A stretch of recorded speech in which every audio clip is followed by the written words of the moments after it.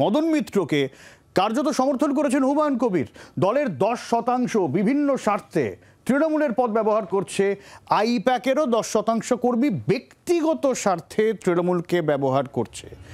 2023-এর পঞ্চায়েত ভোটের কথা বলেছেন তিনি, যেখানে টাকার বিনিময়ে হুমায়ুন কবিরের দাবি অন্তত 90% আসন বিক্রি হয়েছে।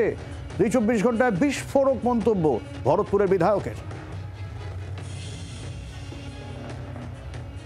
দলের মধ্যে শতকরা 10% ব্যক্তি তৃণমূলের পদ এবং বিভিন্ন জায়গা স্তরে জনপ্রতিনিধি হয়ে তারা যে ব্যক্তিগত স্বার্থে দলকে এবং তার পদকে ব্যবহার করছে, ওই আইপ্যাকেরও সেটা 10% পড়ে। এর মতো পরিষ্কার যে আমি গোটা রাজ্যের কথা বলতে পারবো না, আমি গোটা জেলার কোথায় কি হয়েছে আমি বলতে পারবো না, কিন্তু 2023-এর পঞ্চায়েত নির্বাচনে 90% পঞ্চায়েতের সিট এবং পিএস সিট এবং জেলা পরিষদ সিট টাকার বিনিময়ে বিক্রি হয়েছে।